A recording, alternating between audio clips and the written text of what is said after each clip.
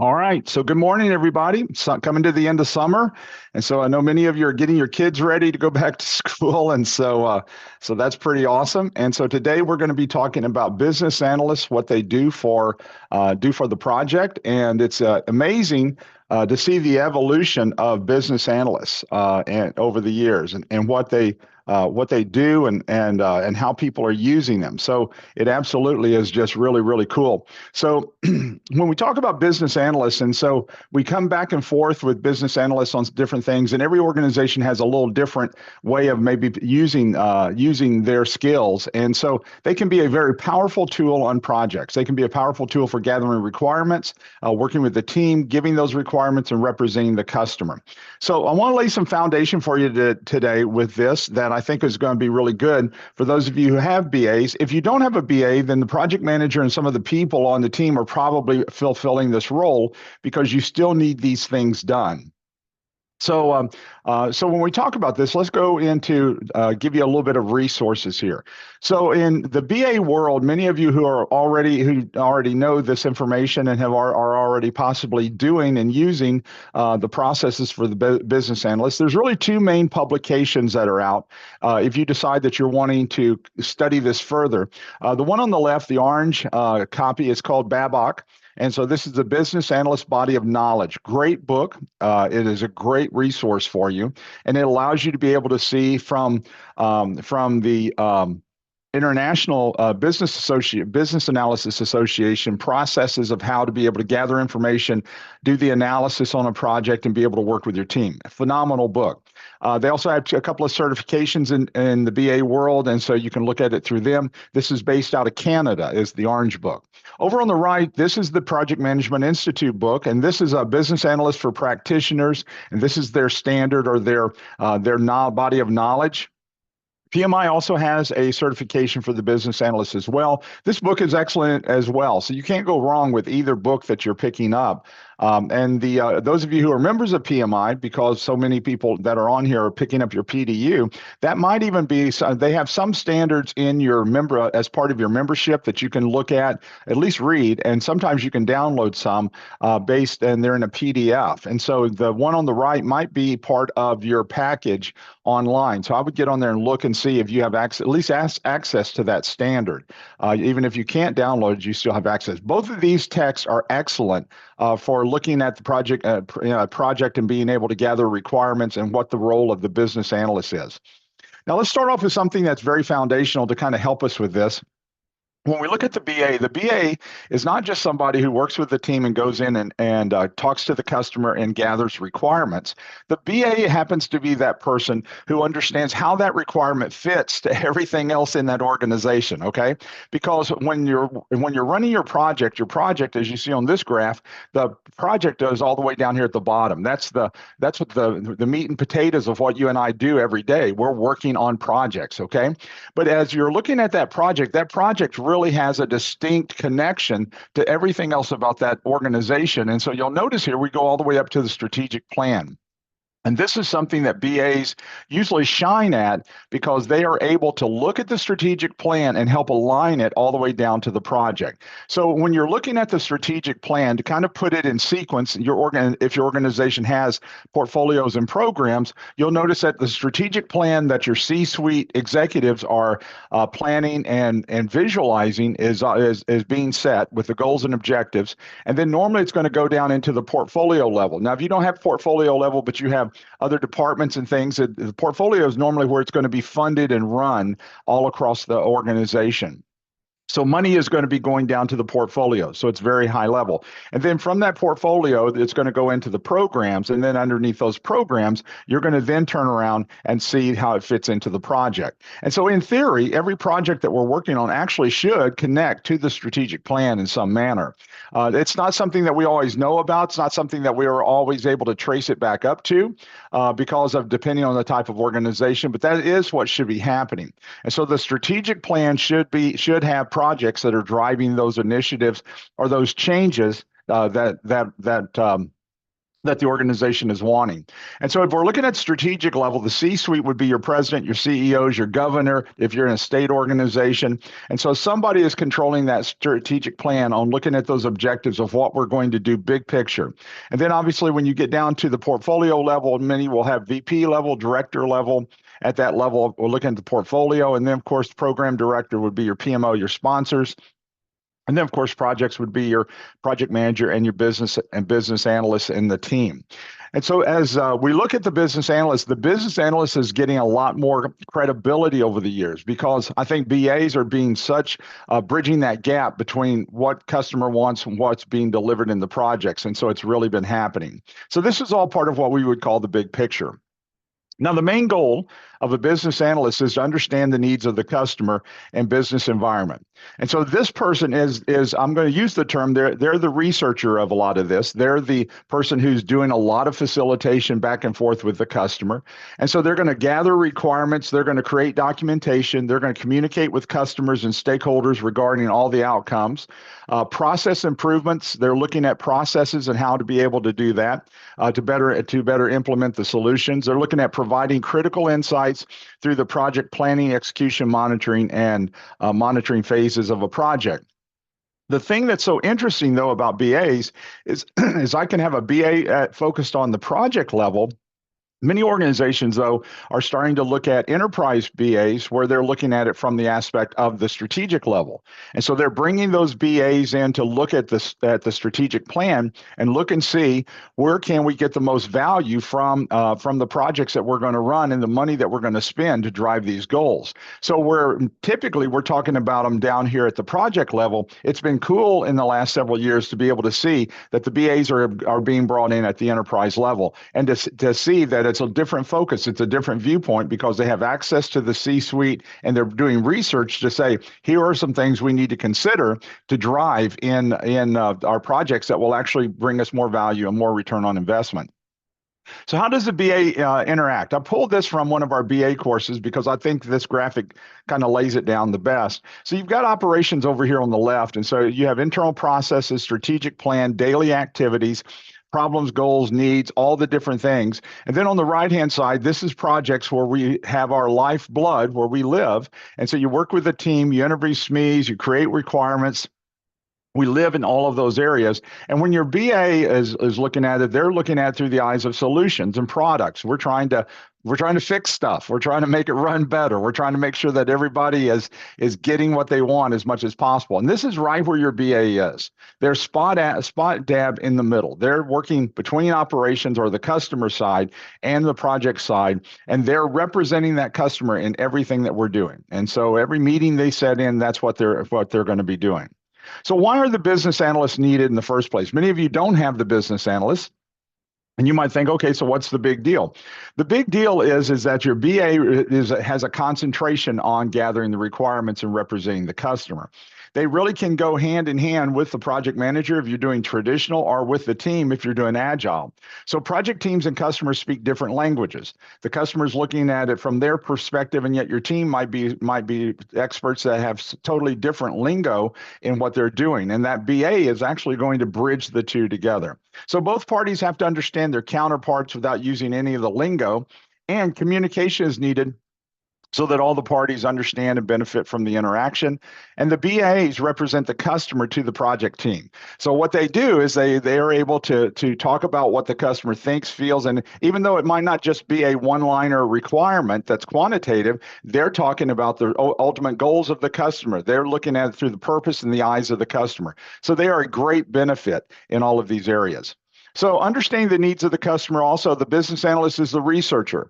Now the researcher emphasis has really been exploding in the last 3 or 4 years. And I think part of that is connecting them to that enterprise level where they're researching for the business case a lot of times. Even your new PMP certification is talking about how BAs might be the researcher of the business case and the feasibility study, providing that to management. And I thought that was an interesting little tweak because that's exactly what's happening in some of the industry is people are bringing in a BA to be able to research those areas. So they focus on creating documents using tools to research options and solutions, a precise examination of options helps narrow down the best possibilities. And so what this does is they're really looking at the solutions as well. In one situation last year I thought was interesting is the BA was actually researching possible providers. The organization was getting ready to bid out some work, and so it was new and they didn't know any providers, and so they started searching for providers. But it was the BA they used to be able to go out here and start searching providers. And then when they found 3 or 4 providers they thought could do this, then they started inviting them to be able to look at that RFP. And I thought, what an interesting new twist for a BA to look for the providers for the organization. Many times that's not something that you see them doing much. So the business analyst planning process is really pretty straightforward, and we'll give you this visual here. So you define the business analysis approach. Every approach, and for all of your companies, all your organizations, could be a little bit different. And part of that is going to be because of the culture. Some of it is some of your projects are predictive, so that's very traditional. Some of them are going to be agile, and then many of us, and all of us possibly have those hybrid projects that's kind of doing a little bit of both depending on what's happening. So that's going to make a difference on what the BA is going to do and what the BA can and cannot do because of the type of culture. Second part of that is you're going to create a stakeholder interview register, and that's what the BA would be doing. See, the stakeholders that you're going to interview, that's what you're doing, is drawing out and pulling out those requirements. You've got basic requirements in the business case. You might even have, and you'll have basic requirements in the charter. But when you get into project planning, you're going to find yourself having questions about some of the deeper stuff that the customer has indicated, and maybe there's no narrative on that. So you plan the business analysis processes, you create a business analysis communication plan, you determine the process for requirements control, and manage business analysis performance. And so this is almost like a little bitty miniature project of gathering the requirements and doing the research so that you can provide this information, this planning or work package to the team so that they can understand what those requirements are. So you communicate with the customer and stakeholders regarding all the outcomes. You communicate with stakeholders quickly and transparently. All communication is must be clear to align expectations and reduce confusion. You consider using visual aids, diagrams, whiteboards, anything you can to be able to communicate with the customer, but also when you communicate to the team, you're going to be passing all this right back off to them. Give directions, follow up in writing. This two-step approach confirms the desired outcomes and decisions. And so this would be good for us. If you don't have a BA, then you're doing it probably as a project manager. And I get it. I mean, somebody's got to do it. So you or your team are probably doing portions of this. So give directions, follow up in action, follow up in writing. The writing piece helps solidify some of this because that's your documentation. And so hopefully you'll never need it, but it's always that documentation we wish we had that we need sometimes. But what you're doing is confirming, this is what I heard you say, this is what we're doing, these are the next steps we agreed upon.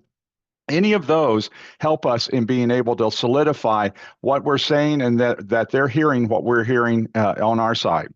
So in communicating with the customers and stakeholders regarding the outcomes, you can establish contact points and times. Are we meeting weekly, such as Thursday at 2 o'clock? Are we creating a contact roster of other people that are going to need to be part of this?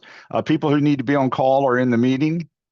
Focus on key metrics, milestones, deliverables, outline the next steps for each bullet item, and then answer the question before the customer asks. So make sure you're giving some of that information and being so thorough that the customer feels like that they're talking to someone who has really researched their situation and understands what those next steps need to be. And that just breeds that trust into that relationship. And that's exactly what we're wanting to have. People aren't going to have perfection every time. You're not going to be perfect on everything with a project, but you can definitely trust who your person is that you're working with. So a sample communication document, for an example, would have the subject, the date, the progress made. So you've got all the milestones listed. Challenges encountered. Sometimes people don't want to talk about challenges, but challenges are good for not only for your team to understand we've had a couple of challenges, but even for your customer to understand at some time in these areas. And here's what we've done. And then next steps. And next steps is always going to be part of that action item. And this has become, I think we've gotten better with this since COVID when we've had to do so much of it virtually. But this has really been one of those things that we have actually kind of gravitated, was going away from, to where our meetings kind of were inoculated ridiculous, and we would go through all kinds of stuff, but then we would find ourselves leaving and not knowing what we had decided. And we come back the next meeting and talk about it. And so now it's gotten much better as we get on virtual, and people are literally walking away with next steps. What are we doing next with an action item? So process improvement to better implement solutions. Your BAs will look at existing processes that are working well and those that need adjusting. Now, many of these processes are going to come under strict examination probably in the next 18 months to 2 years as we bring in more and more agile, we bring in more and more agile components, but also as we start trying to implement artificial intelligence in different places. With some of these processes that are presently being manned by humans, might possibly be able to have some type of automation take over some of these pieces. Process improvement means creating opportunities with the next change rather than making changes for change's sake. And you're trying to support a culture of continuous improvement. And so as you've read PMBOK 7, one of the things that you know is that has become even a stronger driver from PMI is that we want to continue to have continuous improvement on our projects, on our processes, on our people. So we want to be able to train our people and have even stronger ways of being able to improve. And then supporting the culture, so exploring the ripple effect of changing processes. So we change a process over here, what's it doing to everything else?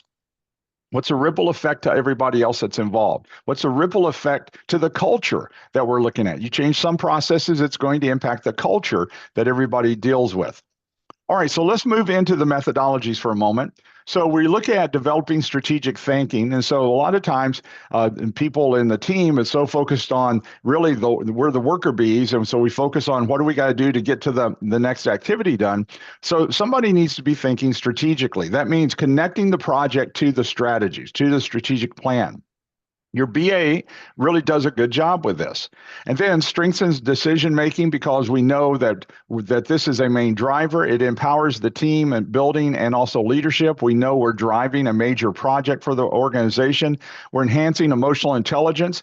And so emotional intelligence we've talked about before, but it's being able to control ourselves, being able to work with people, being able to communicate with folks. And of course, if there is a hiccup in a conflict situation, not escalate that thing. And then improve communication all the way because we're approachable. We are someone who shares. We're someone who shares the information. And so what happens is that we feel that camaraderie from our team. So that helps in all of these types of methodologies. And your BA literally shines in these areas to be able to work with all the various people. All right, so let's look at the project methodologies. We know the two of them. I know folks that are on the call, I see a lot of names I know. And so we've got waterfall, which is traditional projects focus on all requirements gathered up front, documentation, setting up front phases. You have Agile, which is going to be facilitating communication, refocusing the business needs and project deliverables, and you're running everything in fast sprints to get something to the customer.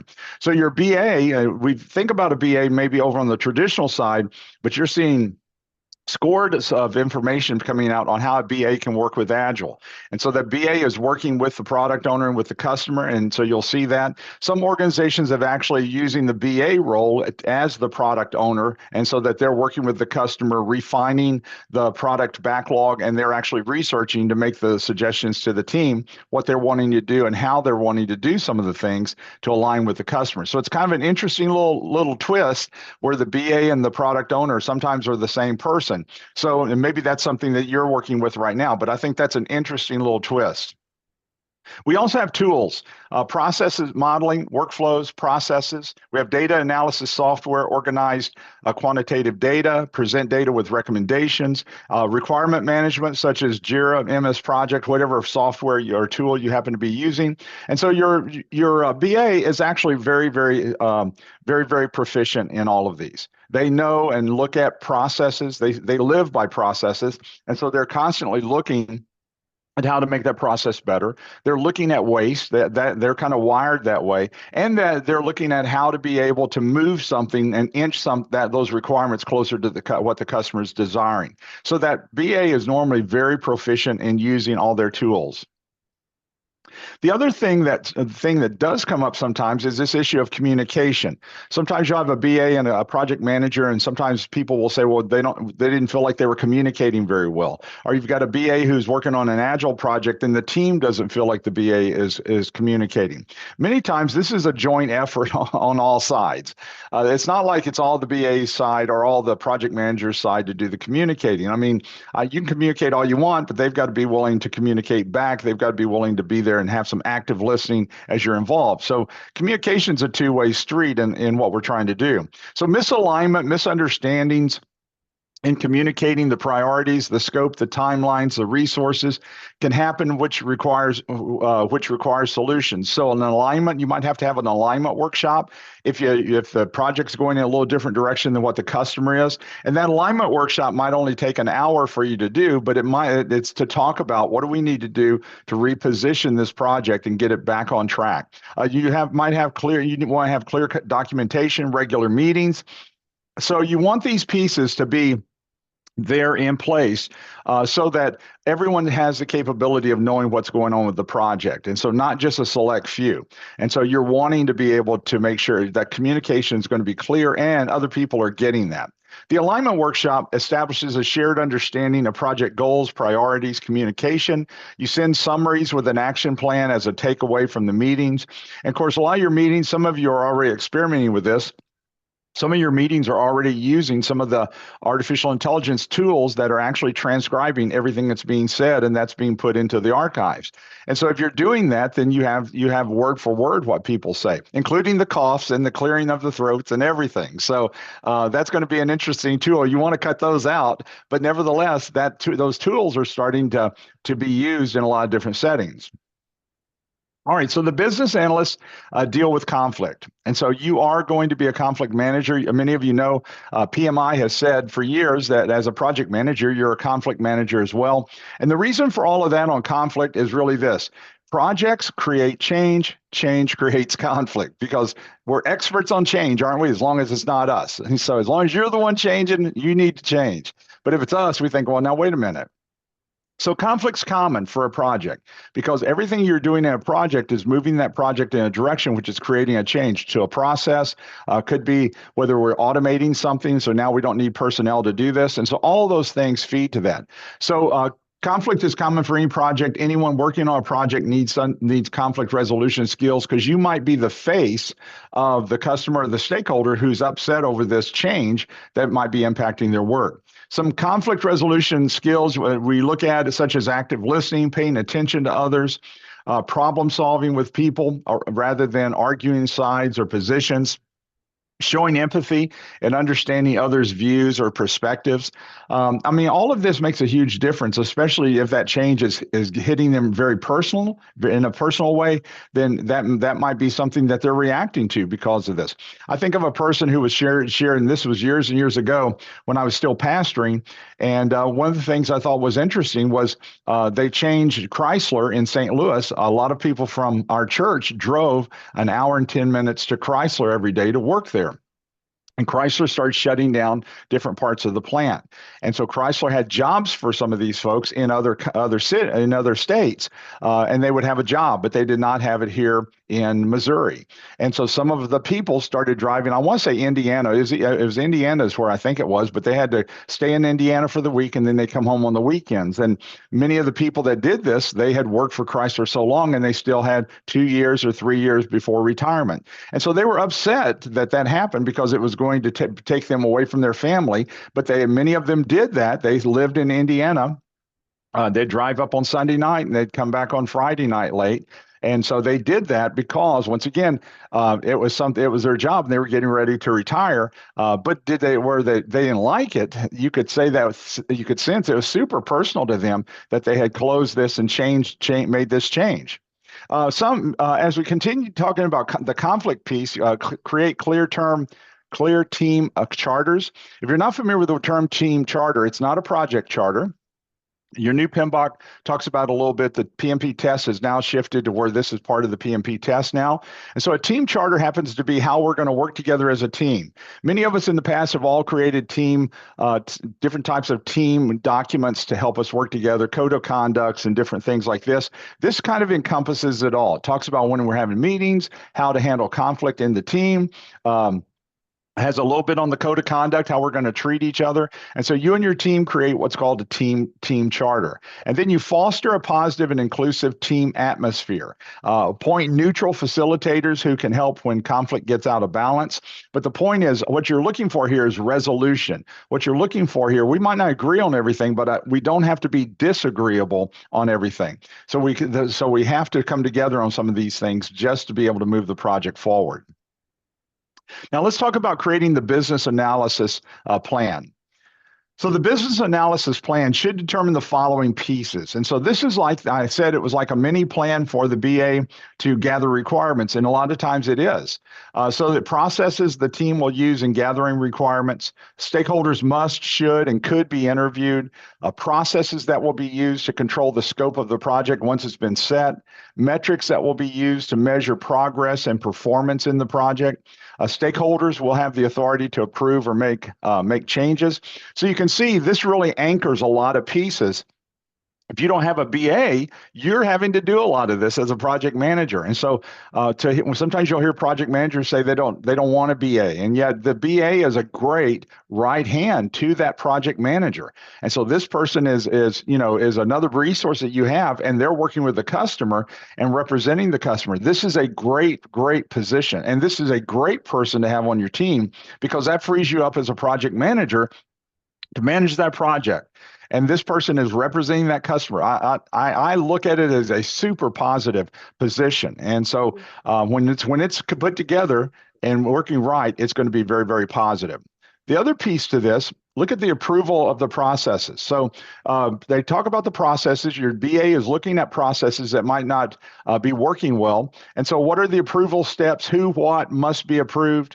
Are there exceptions to the approval process? What are the reasons? What level of authority do the following resources possess? So what's the level of authority for the project manager, the product owner, the team, whatever the level is? This is an important piece to consider. And the reason why this is an important piece to consider on this is because one of the things that happens here is that the BA is looking at inefficiencies. They're looking at waste. And so that's what they're doing. And so if they can look at inefficiencies and waste and be able to nail that down, that really helps them in being able to make some recommendations that's going to be super positive for that project and help it in a lot of ways. Conflict between the PM and BA. Occasionally, you'll run across people who are having some conflict between the project manager and the business analyst. 9 times out of 10, when you have this, it's because the roles and responsibilities are kind of stepping on each other. And so it's real easy for you to be able to fix this. But what you're looking at is for the BA and for the PM to really talk about this and nail down the different roles so that they're not stepping on each other. If I don't have a BA, then myself as a project manager or somebody or a group of us, we're having to do that BA role. That's part of, we need those requirements. We've got to do the research. We've got to come up with a solution. So your project's going to have to do that, okay? So we want this to complement, not conflict, okay? So the PM is unsure what their role should be with a BA when a BA works with the team. Clarify that. Have a roles and responsibility discussion so that we know this is your side, this is my side, and we take care of that. The PM no longer needs to communicate with the customer because the BA is taking care of it. That's not totally true. I mean, there's a lot of it that they're taking care of, but that doesn't mean that you're not ever having to say anything to the customer or talk to the customer. And if it's going to help something, then absolutely you're going to want to communicate. But primarily, the BA is probably spending most of their time, no doubt about it, with the customer. The PM no longer needs to verify change orders or questions on the project. This is handled by the BA. There is some truth to that because the BA is representing that person. And as the trust goes up before you and the BA, then you trust all of these things. That's a great person on your team. They're trustworthy. They're very reliable. They're a great researcher. I mean, most of the time when people are in the BA role, they learn how to be that researcher, and they want to be thorough, and they're wanting to help that project and that customer. They're not wanting something to come back on them. That's for sure. All right, so the PM and the BA can discuss roles, responsibilities, levels of authority, perimeters of one's duties, communication on what and when. Part of the conflict means we just need talk. And once you talk, it'll probably take care of 99% of this. And then you're off and running, and they are too. All right, some documents the BA influences. The BA, because they're doing the research and they are kind of looked at as the main researcher of the project, there's some documents that they absolutely influence the most. Now, the range of how much is going to be different depending on your culture. Feasibility study, business case, if they're an enterprise BA, no doubt about it. They're going to influence not just the feasibility study and a business case, but they're influencing what that organization is going to go after for the next year. In that strategic plan, as the organization starts trying to go after new business or particular value or return on investment for certain projects, then obviously they're a key player in researching and justifying these. This is the pecking order of what we should do. So it's a very powerful position. A lot of times, maybe they're not involved in that. Maybe that is management, but they're brought in at the charter level. Then they're influencing that project greatly because they're putting together the high level requirements and some of the pieces of that project for the team to be able then to flesh out and to move on. Elicitation plan. Elicitation, if you're not aware of that, is the gathering requirements term of gathering those requirements. I'm eliciting requirements from the customer. Requirements for the scope of work. Obviously, they influence this because they're hearing it directly from the customer. Change orders. They might actually catch something that's off track early because they're working so closely with the customer, and we have to create a change order, or working with the subject matter expert. Our solution research, they're definitely influencing this because they're doing so much research, and that depending on the higher they are in the organization, the more research and influence they're going to have. And then obviously customer feedback. They're fielding you with a lot of the customer feedback. All right, so let's go into the requirements analysis. The BA influences the requirements and the analysis because they are normally your central researcher, okay? So you determine the most important requirements, and many times that's what they're doing. This is the high level priority requirements we've got to hit. This is the minimum amount of requirements that we've got to have in this piece of project. So that's all they're doing, is living and breathing those requirements. You can set up categories for requirements, construct a model for requirements, identify assumptions, constraints. Even though your team's going to do part of this, they might be doing some of that too. Verify your understanding of the requirements, validate the requirements. This is a heck of a role for a person to have, and it's a lot of responsibility, but it is a great role to be able to work with. So requirements analysis process. So you're looking at determining the requirements, setting up requirements, constructing a model for the requirements. And so especially if these requirements are changing the process, part of that might be drafting a new process that's going to be followed. Let's say that you're bringing in technology and you're taking away 3 or 4 steps in that process and you're speeding it up several days. That's going to be great value for the organization and great value for the customer because you're going to be able to get the product to that customer faster in those situations. Identifying assumptions and constraints. Your team's doing a lot of this too. But this is specifically focused on the solution. They're looking at assumptions and constraints as part of the research with that. Verifying the requirements, this is the team verifying it with the BA. The BA is verifying it with the customer. And so this is going to be very important. And then validating those requirements really solve what the customer thought they were going to solve, which is a great deal of emphasis on this. All right, so let's start off with the business case piece. So your BA in the business case. It's not uncommon to bring the BA in to research the business case, as I've already said. And so a business case is the document that justifies the project and its expenditure into management. So it doesn't necessarily start the project yet because the business case in PMI's world anyway is justifying the money. And so the business case is driven by management or the sponsor, usually not the project manager. And so the PMO could be driving it, but the BA might be responsible for researching it and providing the research to management. So In PMI's world, the business case comes out, justifies the project, management's on board with it, and if they like what they're seeing and brings enough value or in return on investment, then the document that's going to say this is a project is always going to be the charter. And so as you look through the process on the traditional side, the charter says this is a project, we're going to fund it, and this is something that we think we should run this year. But the research for that charter actually came from this right here, the business case. And your business analyst might be the one looking at that. So then let's say it goes well and it moves into the charter. Would the BA do something in the charter? They could. Your BA project charter is the output of the initiating plan, and it normally appoints the project manager, the budget, the resources, the team, and it establishes the initial scope of work. Now, depending on how thorough your charter is, your initial scope of work might be nailed down, not need any more requirements gathering. Most projects, that's not the case.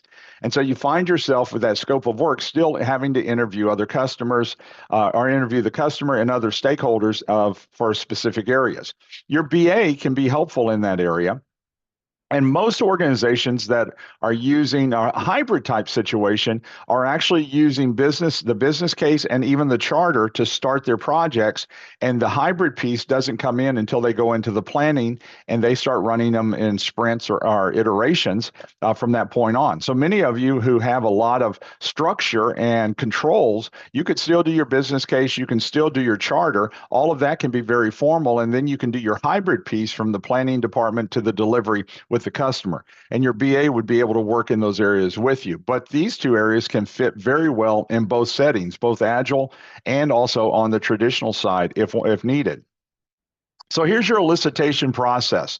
So they're creating a elicitation plan. So what's really part of that plan? Well, first off, they're starting to decide who they have to interview.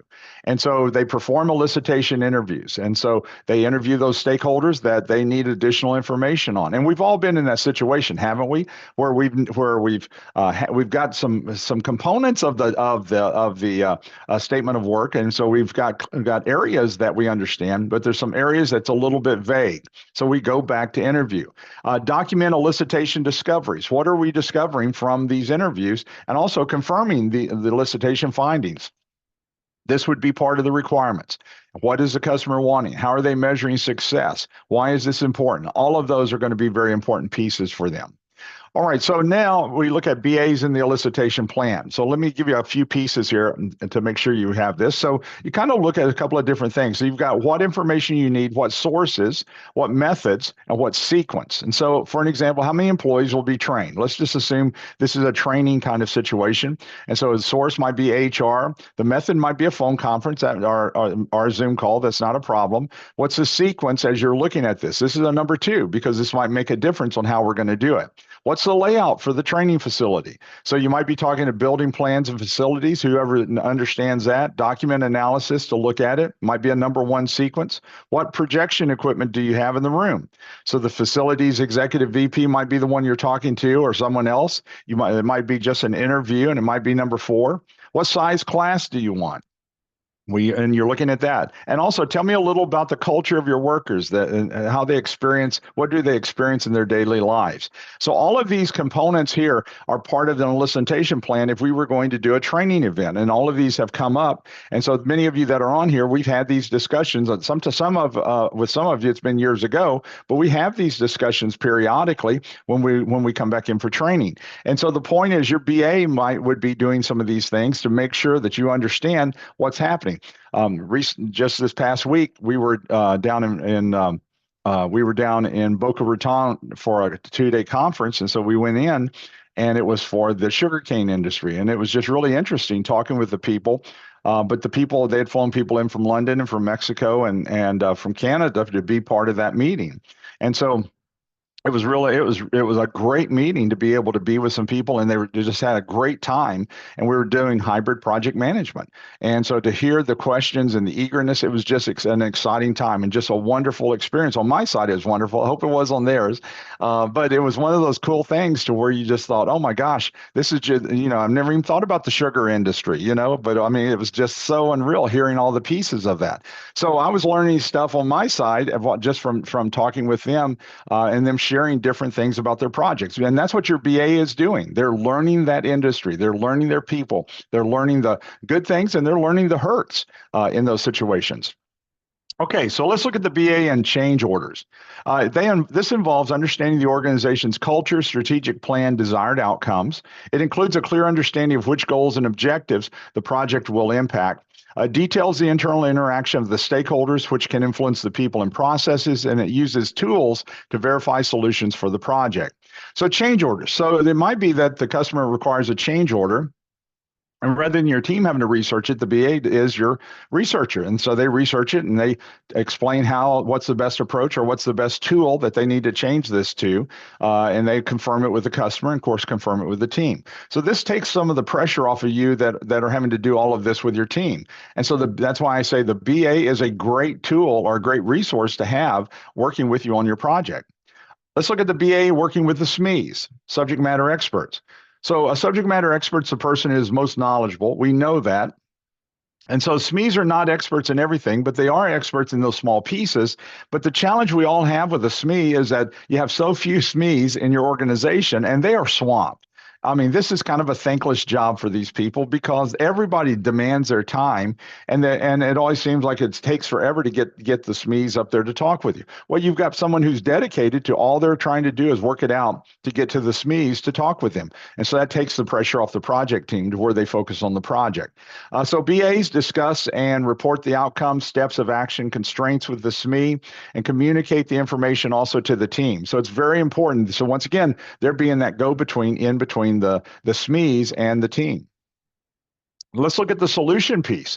Since a BA is researching and making suggestions for solutions, they are that researcher. They're starting to realize what those solutions are. Now, they might not be the total decision maker on everything. They're making recommendations. They're working with that team hand in hand. Of course, they have the ear of the customer.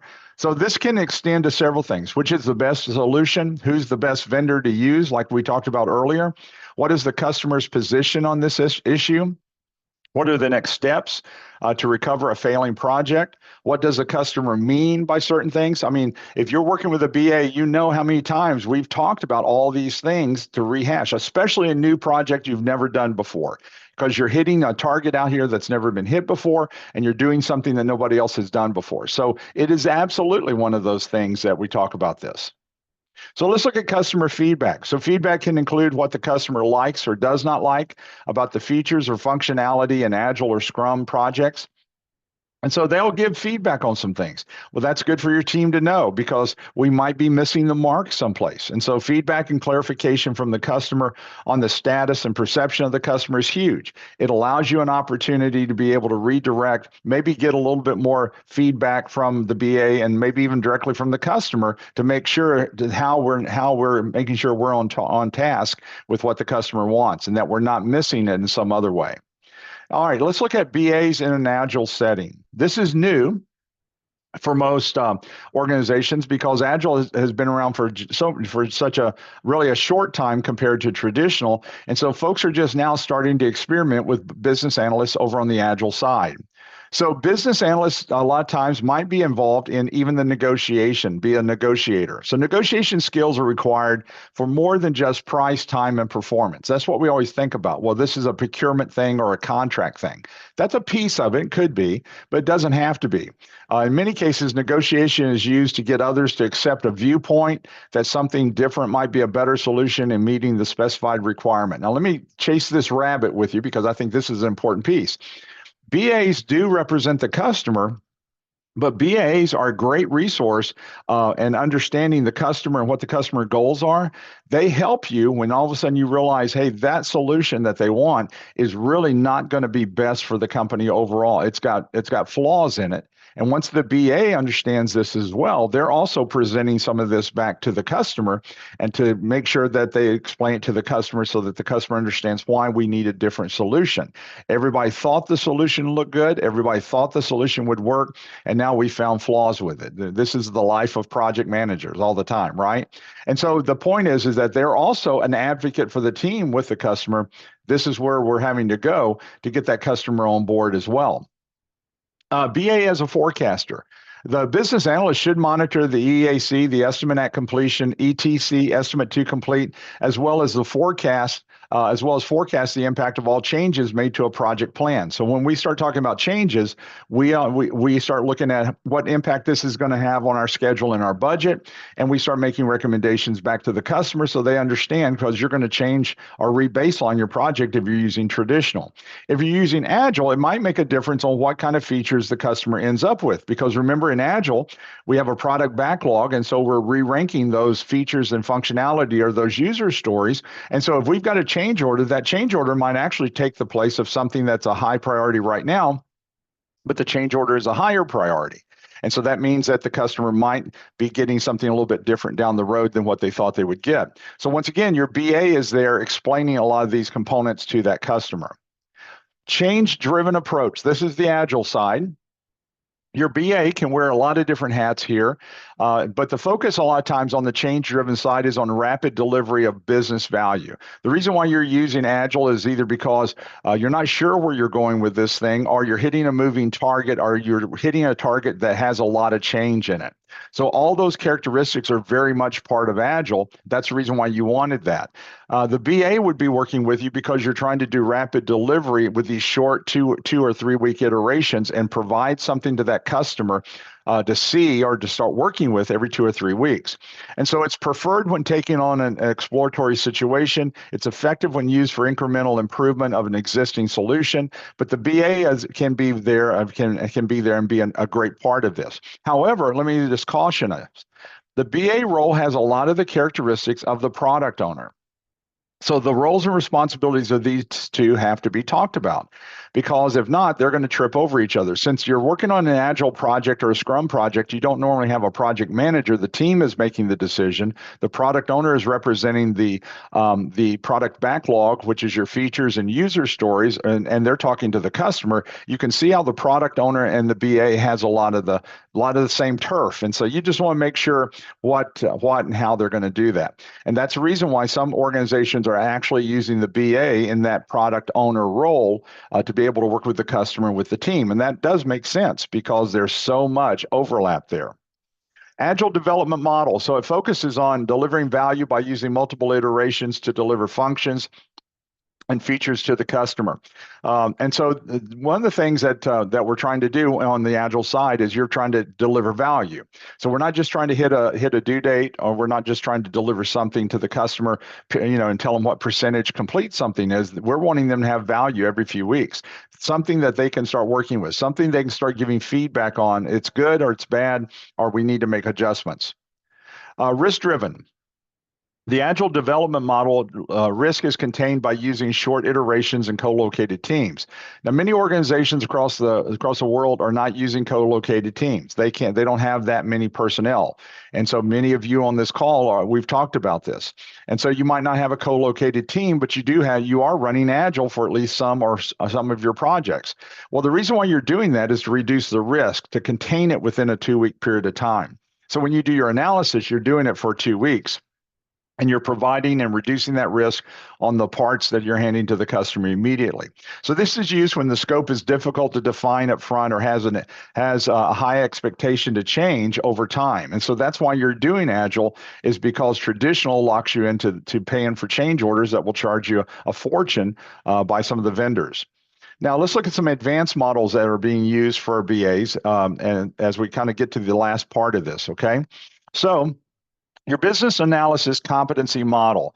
And so this goes beyond the Babcock guide and advances core BA skills to new BAs.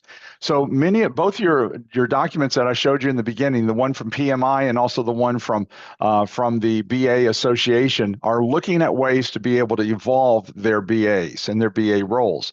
And so they're doing that by being able to move them from just working at the project to working at the enterprise level. And so that model, the models they're using, are looking at corporate-wide or organization-wide rather than just project-wide. So that's going to be taking in a lot of other things, of culture, a lot of corporate or organizational or cultural constraints. And so that's going to be an important piece. Now, your BA, if they don't need to work at that level, or they can't work at that level, and they're still working at the project, obviously the model might be overkill for some of your situations. A conditional process analysis, a statistical technique integrating moderation and mediation analysis to understand complex interactions. It's used for high-level decision-making or strategic planning. So you'll notice here, this piece here is really kind of geared for that enterprise BA, because what's happening here, you're looking at the very top of the chain, top of the ladder of how we're going to do and what we're going to do and how is it going to bring value to us. And so these are going to really fit some of those type of situations a little bit better. Hierarchies of evidence, understanding and applying different levels of evidence in decision making, such as prioritizing randomized controlled trials at the highest level, integrating lower level evidence effectively. Also, you have advanced stakeholder engagement techniques, and your focus is on managing and ensuring buy-in. All of this could be looked at, and of course, in the next 18 months, if your organization takes any steps in the direction of in the direction of artificial intelligence, you will be using this probably in an agile atmosphere. And most organizations are dinking around with, can artificial intelligence help us? And regardless of your organization, and you might be thinking, not our organization, we'll never look at that. In 18 months, I think you'll see that a lot of organizations are looking at baby steps to do this. And the people on this call will probably be some of the people having to implement this stuff.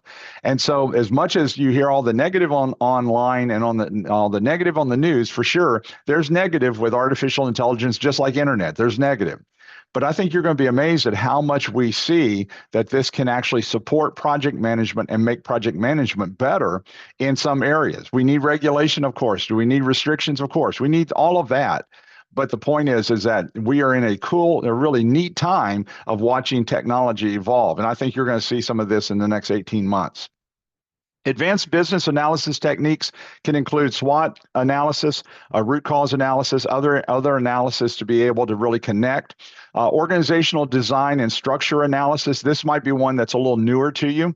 Most of us have done the SWOTs and the root cause, but organizational design and structure, expert level analysis of the organizational structure, understanding the strength and weaknesses of a structure, changes for efficiency. And so if we are able, let me just chase a rabbit here for a moment, okay?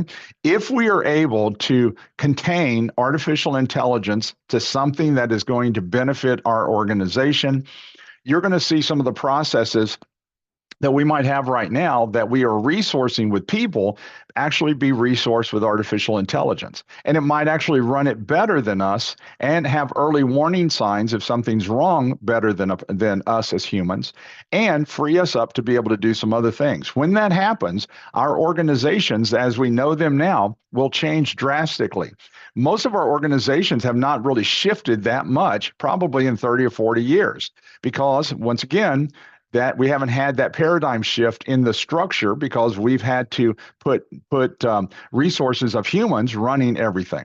But if we can automate some of this, and all the projections look like that's possible, if we can automate any of this, even if we can only automate 10% of what they are saying right now, it will change our organizational designs, and we will have different structures in the next 20 years than what we're doing and running right now. The next piece here, where do you go? Where do you go from here?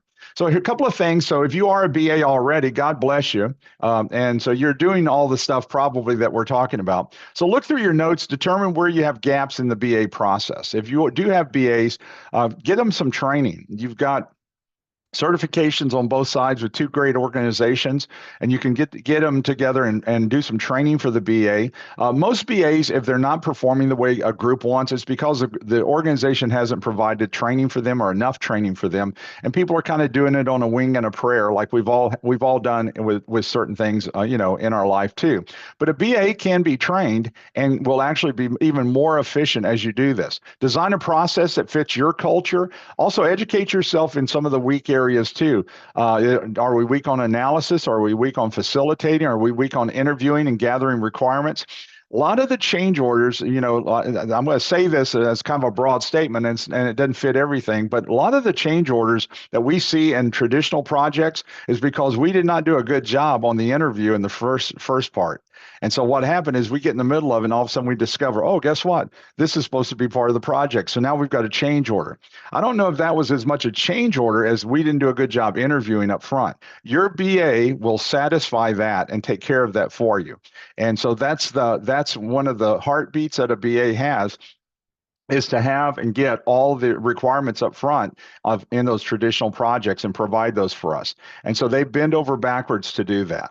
All right, so if you need additional help, you guys all know how to contact us and with our 800 number and so forth. But I do want to talk about one thing that's coming up and see if you're interested in it. We'd love to have you. So we still have virtual PMPs. We've got one in October and one in December. If you've got anybody who needs to be in a PMP boot camp, 3.2 is the version material that we're using right now. PMI is not scheduled to change that. This is a great, the way they've got the PMP now, they have removed all the calculations with the exception of PERT.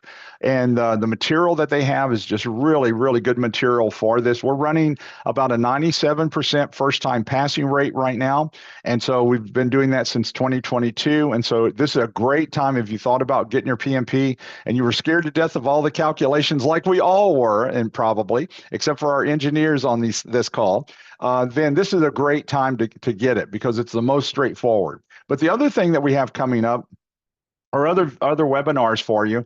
And so I went ahead and listed what we have from now till December, when we'll set our new schedule for next year for 2025. So in September, we're going to be talking about roles and responsibilities for Scrum projects. In October, we're going to talk about monitoring, evaluation, and oversight, how to provide oversight in projects. In November, we're talking about creating win-win vendor relationships, cultivating that positive relationship with those contractors. And then in December, we're going to talk about empowerment through mentorship. This is huge and happening on the coaching mentoring side for the new PMBOK and also for the PMP test. And so we're going to close the year out talking about mentorship, leveraging coaching, mentoring, knowledge transfer. All of that is part of the PMP test now, real heavy. And so we're going to close out in December with that. We also have a public seminar that is coming up. And so it's going to be October 1 and 2. It's called Unleashing the Potential of Artificial Intelligence and Advanced Prompt Engineering in Project Management. So you're going to have 2 days of live, I say live, virtual instructor led. And so I'm going to take you through this, and you're going to get a free day of how to build prompts. And Dieter is on here. Dieter and his crew are the best people in the world because they let me test all this stuff on these guys up in Washington, D.C. And so we tested this in this summer with these guys. And so we tested this particular course. And so we're going to be running it as a public course. And so that public course, you can tap in from anywhere in the world. We're going to do it virtually. And so if you want to do that, you can pick it up on our site. And it's a lot of fun. Plus you get a third day, which is an advanced prompt engineering course, how to write these prompts. When you finish, you can write prompts for anything. We also are doing this for the local chapter here in not too long. And so the local chapter has 20 or 30 people already signed up, I think. And we're going to be actually doing the same thing, doing 2 days live, though, at a hotel here, I believe it is, 2 days live. And then they'll get the third day. It's self-paced on prompt engineering. So anyway, we're coming down to our end. And so let me stop for a moment. Let me open it up and see if I can answer a couple of questions. Sometimes we run out of time and don't have time to do that, but we got a couple of minutes here. So what questions do you have about what we've talked about today with the BA role? Questions from anybody? I've got one for you, Keith. Okay. How do you know when you've got enough, or how do you know when you have enough requirements? Because it seems like sometimes you can get on a treadmill and not get off of it. Yeah. So I'm just wondering, when do you know to stop? Well, it's kind of a joint discussion, I think, with your stakeholders and with your team, because you're absolutely right. I mean, we can get this thing so nailed down and have it so loaded up that it just gets crazy. And we spend all of our time really researching and don't have time to do the project. So I get what you're saying, but you and the stakeholders really are discussing, is this enough to be able to provide this? And your subject matter experts will really confirm that for you. So if you think you know enough and your team kind of thinks you know enough, and then double checking it with that subject matter expert, is there, do you ask for recommendations from them? Is there anything else you think we need to know to be able to run this? And normally it's going to happen on those areas where it's new stuff. The old stuff you kind of know because you've done it for so long. But the new stuff, you're going to need that subject matter expert to work with you on that piece to say, yeah, that's enough. But it's really a concerted effort from everybody, I think, is probably the best way. And even then, there might be a pocket of something that you find yourself having to pull the BA over to do more research, or you're having to research a little piece that nobody knew. You just discovered it in the middle of it, like we all have. So that's probably the best answer I could give you on that, Steve. Anybody else have a question or something? All right, so good to see you guys. I hope you have a wonderful weekend. And man, summer's going over, so I know you're shouting hallelujah. The kids are going back to school, so I know things are getting ready to get back to normal for you. So listen, it's good to see you as always every month. I'll see you next month at the next webinar. Okay, bye guys. Y'all have a great Bye. weekend too. See you guys. Thanks, Keith.